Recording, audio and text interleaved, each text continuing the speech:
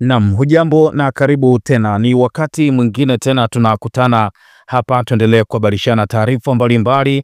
Ni matumaini yangu upo salama kabisa.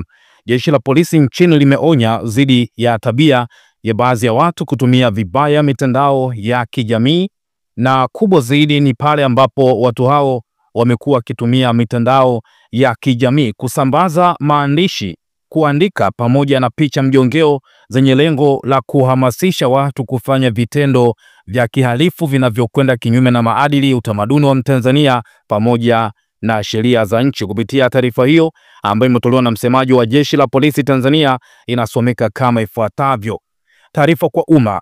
Kupitia mitandao ya kijamii tumeshuhudia tabia za baadhi ya watu ya kuitumia vibaya mitandao hiyo kwa kutengeneza, kuandika na kusambaza maandishi na picha mjongeo za kuhamasisha watu kufanya vitendo vya kihalifu ambavyo ni kinyume na maadili, utamaduni wa Mtanzania na kinyume na sheria za nchi. Vitendo hivyo vya kihalifu vinavyosukumwa na dhamira ovu pamoja na kwamba ni kinyume na sheria za nchi vimekuwa vikisababisha hofu na taharuki kwa wananchi wema walio wengi kuliko wao bila sababu zozote za msingi. Tabia hizo na vitendo hivyo vinatakiwa kukemewa na kupigwa vita na mtu yeyote yule anayetambua umuhimu na thamani ya amani kwa maisha yake na familia yake.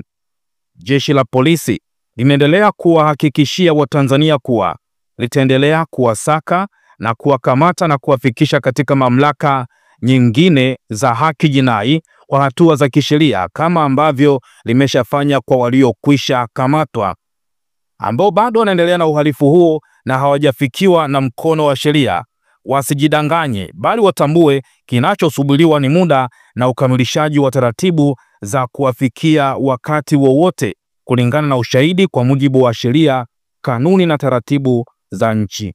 Imetolewa na msemaji wa Jeshi la Polisi, makao makuu ya polisi Dodoma, Tanzania. Una nafasi ya kurusha maoni yako kwa ujumbe huu kutoka Jeshi la Polisi Tanzania, lakini pia kubwa zaidi, endelea kutufuatilia hapa kwa taarifa mbalimbali.